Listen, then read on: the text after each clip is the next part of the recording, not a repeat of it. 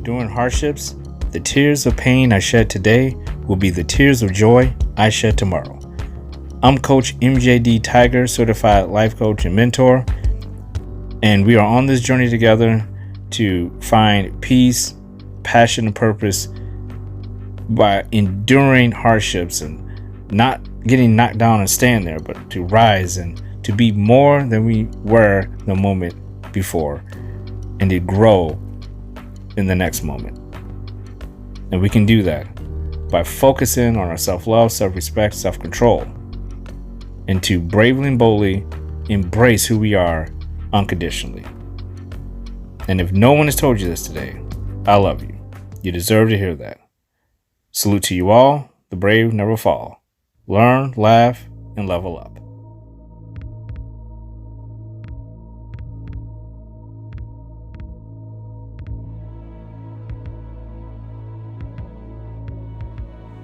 How are you feeling?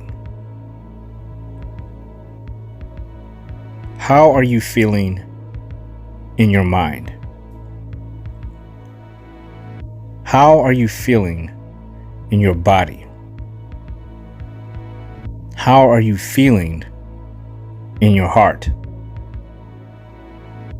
How are you feeling in your soul?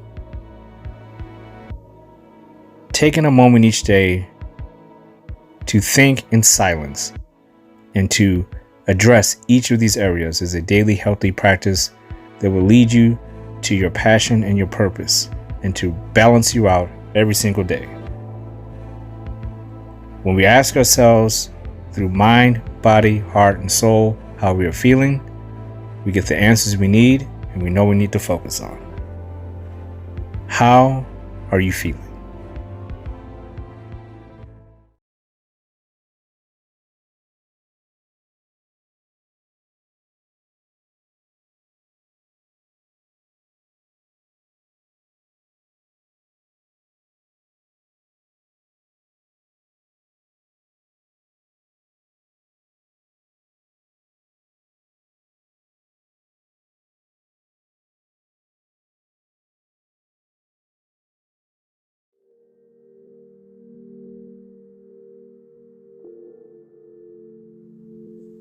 Trust yourself. Trust that you have it within you to get through the next moment. Trust that whatever is beyond your control, whatever is beyond the reach and the scale of where your mind, your body, your heart, and your soul can endure in this moment, trust that what's beyond you doesn't matter. What's behind you doesn't matter. What matters is this moment. Trust that you are strong enough to endure the next moment, the next obstacle, the next test, the next mountain, the next volcano. Trust yourself that you are making the right decisions and that you will stand tall and bravely and boldly endure the consequences of those decisions. Trust yourself that you are more than what your limited beliefs are telling you. Trust yourself that you are capable of being in a loving, healthy, non-toxic relationship. Trust yourself that you are everything you know you were born to be. Trust yourself that you will go further than you ever imagined through discipline, self-love, and self-control. You are here now. Trust yourself.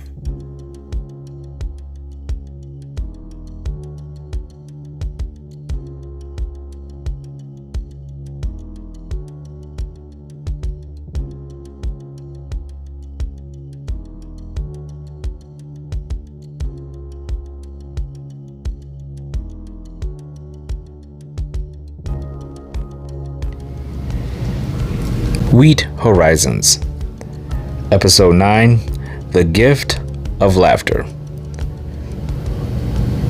Coming off of Episode 8, which was much heavier, and with this metaphor that I have with overcoming obstacles and situations and making difficult decisions in your life through your trek, your path, your journey, it's important to remember that we have tools that we use often to get us through situations. And in those situations, everyone has certain tools they'll go to as their go-to means of balancing or righting the ship, course correct, any mood that they're in, regardless if, sometimes we can be too happy and we need to reel it in and say, okay, let's get back to reality here and let's focus and get a little more serious. And there's times where we're way too serious and we need to have some levity and find the joy and the peace within ourselves to make sure that we're not getting too over consumed with ourselves. In other words, we're taking ourselves way too seriously. And those who take themselves way too seriously, there's oftentimes some underlying issues going on there with people who can't even poke fun at themselves. Yet sometimes these people are able to really freely poke fun at other people, make jokes at their expense, call them out, judge, accuse, assume. They do all these things, but the underlying issues aren't really there on the surface for you to be able to say, well, this is why they're doing this. We don't always know. Some people do things for all types of reasons. If we stood around waiting to figure out everyone's problems, we would be standing around forever. Because every person that walks past us, including ourselves, we all have issues, things that we're working on. I have always viewed laughter as a gift. And ever since I was a young kid, as long as I can remember, I've always had a sense of humor. It's always been something that I go to when I'm meeting someone new. As an adult, I used to be shy when I was a kid. I would never do some of the things, say some of the things that I would say to people now. But when I meet a stranger now, I'm very comfortable with myself. I'm very confident. These are all things that I had to overcome. I didn't always used to be confident. Certainly never always used to be humorous and be able to walk up to anyone and say A, B, and C confidently, especially with people who were my own age. I actually had an easier time talking to people who were older when I was younger because they seemed to understand and accept that I had weaknesses and needed to develop in certain areas. Where people, your peers, people you go to school with and you work with and family members and friends, it's a little harder for them to get over the fact that you're just kind of shrinking into yourself and you don't have that confidence. It's really easy to start picking at you like a vulture and be like, hey, what the hell's wrong with you? We're going to eat you alive. So I found that when I got older, I found it out younger, but I really did start to understand that humor can get you through a lot of doors in life and get you into a lot of situations. And really, it's a tool that I use a lot, especially when it comes to meeting new people or being in an environment where there's a bunch of people around and I'm meeting them for the first time. You don't have to turn into a circus clown, but it's nice to be able to walk into a room and I know that I can hold conversations and I don't have to worry about people looking at me as if I take myself too seriously, because that can be extremely unattractive. It could be extremely unattractive to walk around and have your nose stuck up in the air and you're just too good to be messed with. No one can poke fun at you. You won't poke fun at yourself. It just comes off very cold and wooden. It's not very inviting. It's not warm. It's not pleasant. It's not joyful. It's not peaceful. It's not happy. It's just blah. And again, every person is different. What works for one person doesn't work for another, and vice versa. For me, when I walk in a room full of people, I like to be able to show through my charisma that I want to be there, even if I don't want to be there, that I'm in the moment with them. And how you do that is with laughter. And we'll talk about all the other benefits, the other gifts, because there's a major gift, the number one gift of why I love about laughter. But in this instance, when you're talking to people, if someone can look at you and you're smiling, and that gives me an opportunity to say, go into the description below of this video and check out the link of the podcast that I did in phase one. Phase one of the Brave Never Fall podcast was episodes 1 through 100. I did a podcast, a very short one.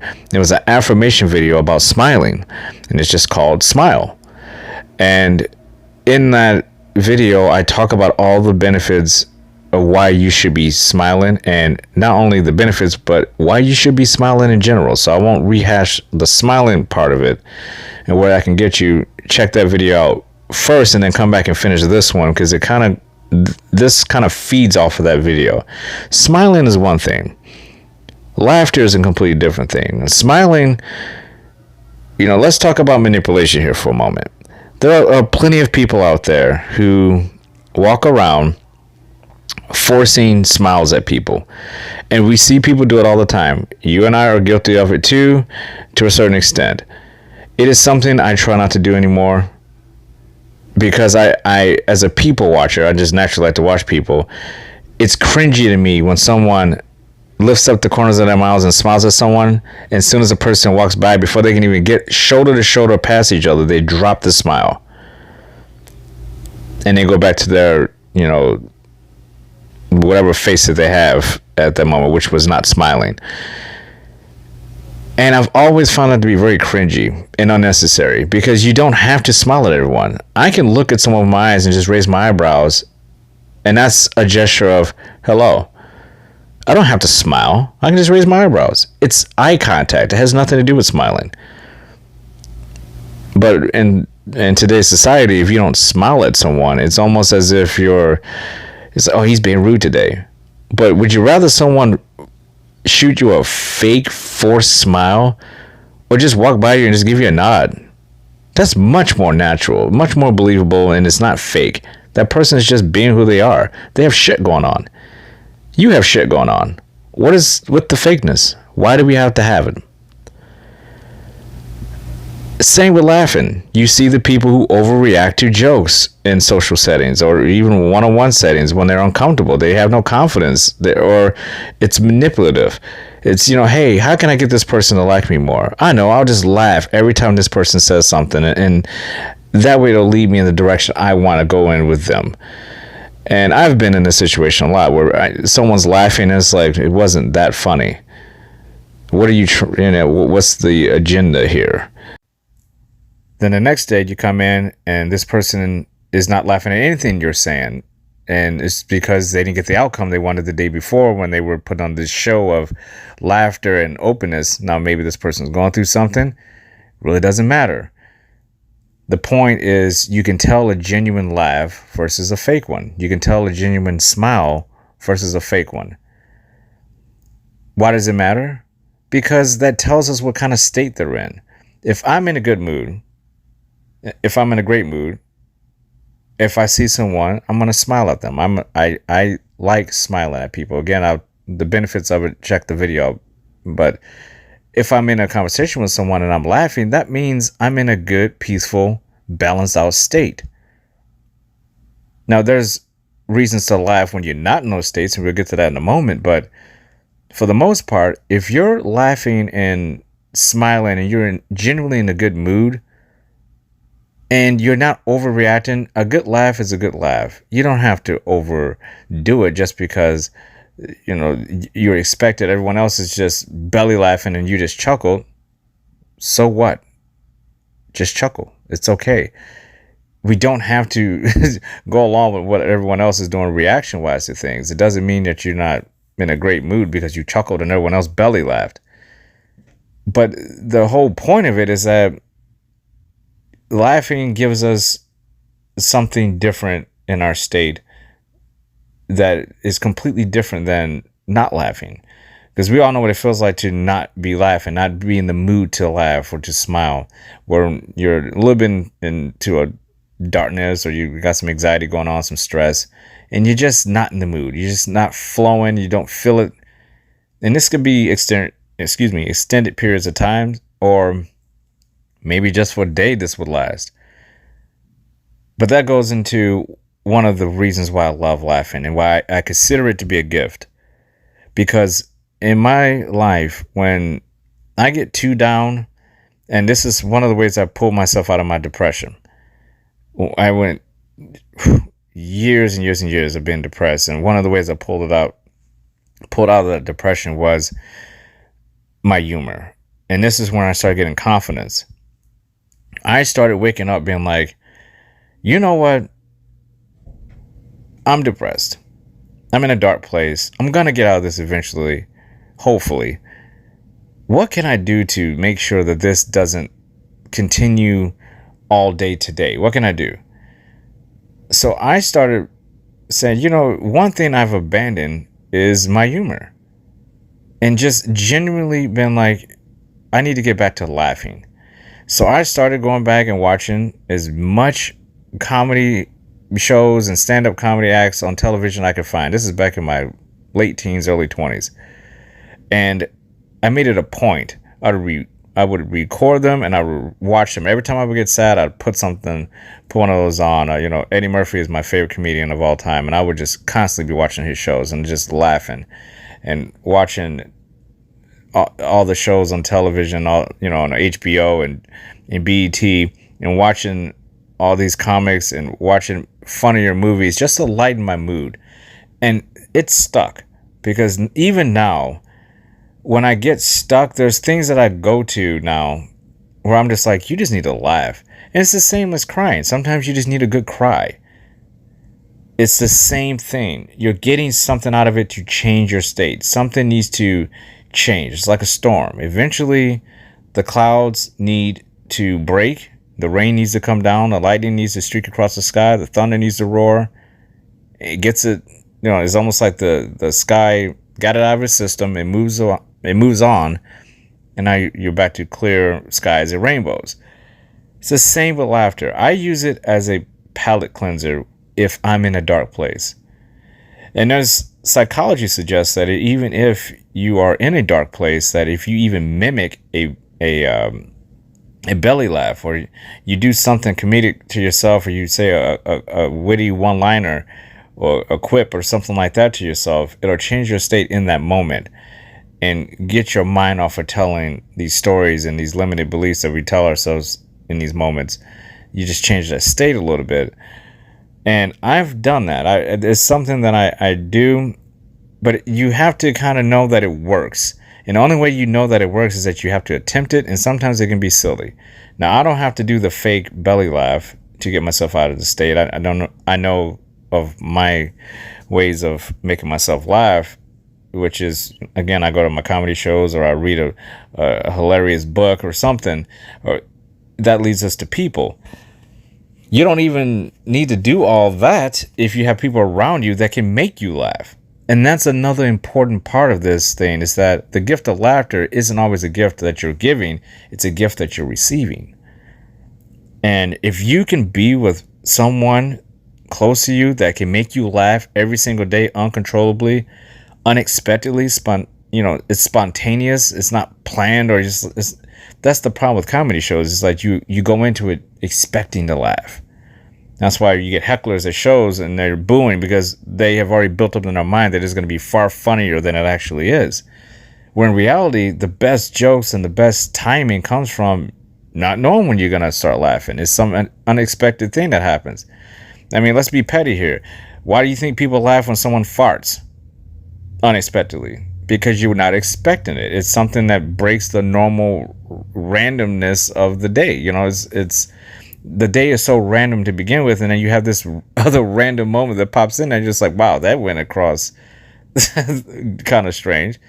But it's good to have people around you that can make you laugh. And I'm fortunate enough right now to have a few people that can make me laugh uncontrollably, and one person in particular.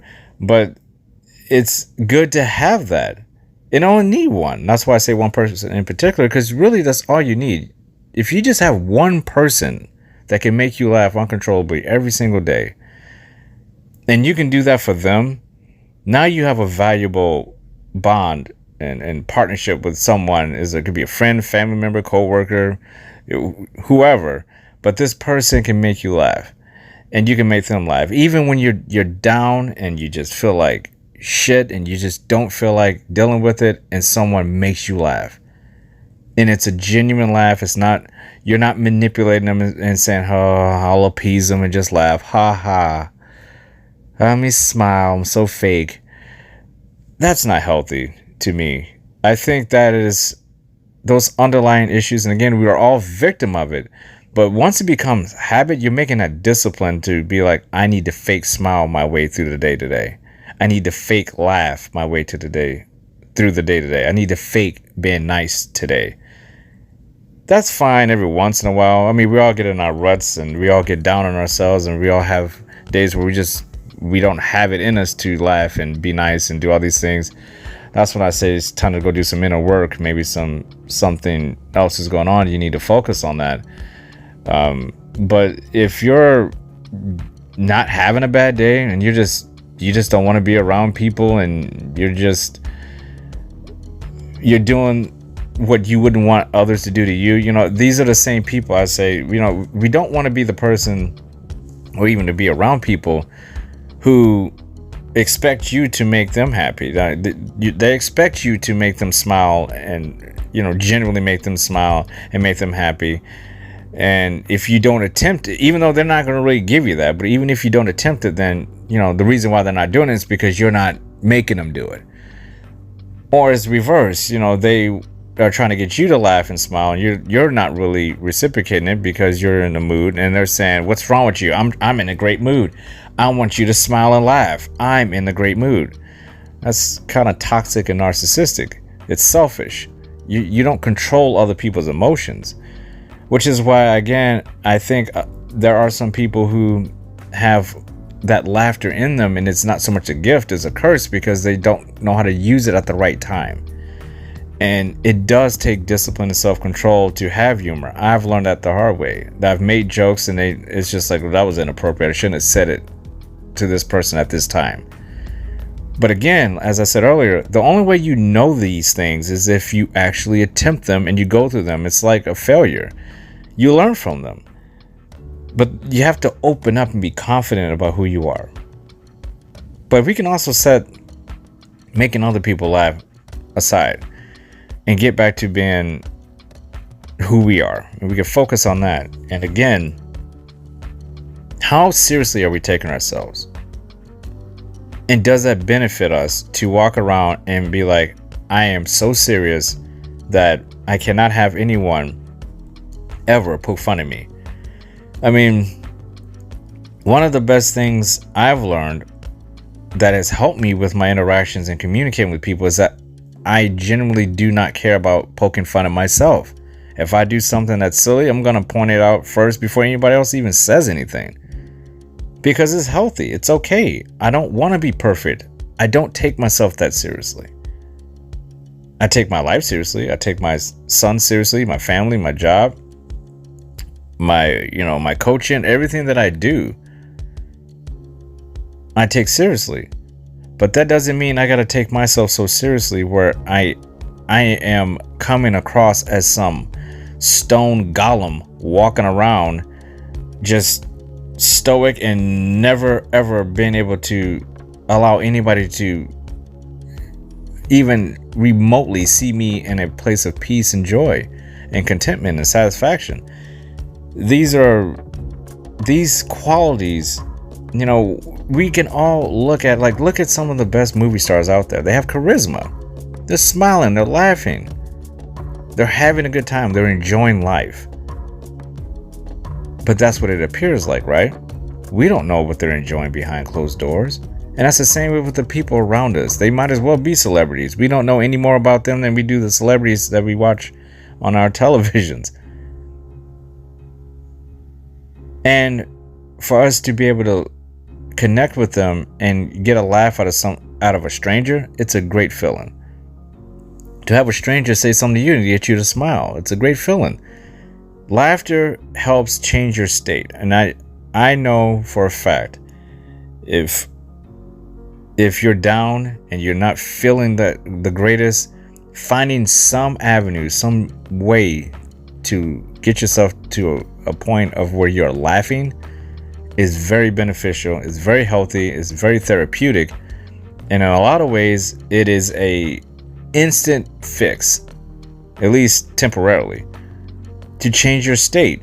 If you can detach from where you're at, if you're going through something that's very heavy and dark, and you can detach and say, I gotta find the humor in this, or I gotta find some humor somewhere. And once you start laughing, it changes your state instantly. Even if you smile, I often do this, especially in the morning. Who wants to get up? I get up every morning at 4 a.m. Who wants to get up at 4 a.m. and adult that day? You don't. So one of the first things I do when I get up is that I stretch a little bit, I turn on my candle, and I smile. I just smile. And is it forced? Yes. But let's talk about again that forced thing, because that is another thing that I think people can often get misled especially when coaches, we talk about what you do behind closed doors and what you do in front of people. They say it's contradictory. Me forcing a smile by myself when I'm in my own element and no one's around me, I can force my smile. I can force a laugh. I can do that by myself. There's a huge difference between doing that by yourself to change your state of mind, to course correct and balance yourself out, than to use that same method when you're with someone else. Because that's not changing your state. That's not changing your mind. Someone is interacting with you. So flashing fake smiles and laughing uncontrollably when you're not finding it funny at all, that's not the same thing. That is manipulation of someone else's interaction with you. It's not the same. When you're by yourself and you're forcing a smile, there's intention behind it.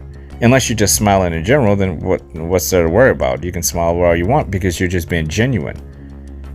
But there's a difference between changing your state by smiling and laughing when you're alone in solitude versus being with another person or a group of people and you're forcing a smile and you're forcing laughter when you genuinely don't feel it to be that way.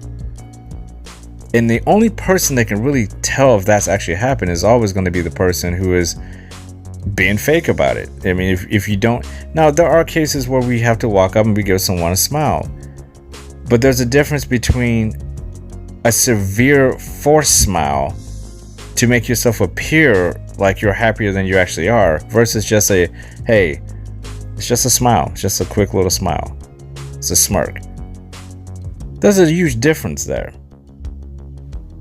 You've seen people walk past you and have the over the top smile, and it just comes off like a cartoon character because you know it's not real. That's the extreme I'm talking about here. We're not talking about just flashing somebody a little quick smile. You don't even show your teeth. It's just a little, you raise the corners of your mouth, raise your brows a little bit. We're talking about the people who have the shit-eating grin smile on their face because they're trying to show you, I'm fine. Let me laugh and joke. And you can always tell by the way that they're talking that it's just not genuine. It just comes off cold. So when we're around people who aren't doing that, those interactions are so much easier. They're more fluid. And if you're the type of person who attracts that, that means you are most likely the same way. And that means you're easy to talk to. You're someone people want to be around because it makes them feel better. They can go back and forth with you with good communication and know that we're not taking each other too seriously and we're just having fun with this, which changes our state, which makes us happier. Makes us more satisfied. It makes us want to be around that person. It comes off as very warm and inviting versus the person who is smiling, but we can all tell they really don't want to be there. They're laughing, but we can all tell that it's really just forced. So what is the gift of laughter? The gift of laughter equals just being a genuinely good, happy, peaceful person who has bad days just like everyone else, but more often than not, they understand that their laughter and their joy is contagious. And the people around them who align with them, they're going to get some of that contagious behavior. And if we're aligning with them, then we're getting some of their contagious behavior too. And we're all smiling at that point. And just remember, laughter can change your state. If you're in the darkness, smiling and being happy and grateful for what you have and where you are in life it goes a long way, and it truly is a gift. And if no one has told you this today, I love you. You deserve to hear that. Salute to you all. The brave never fall. Learn, laugh, and level up.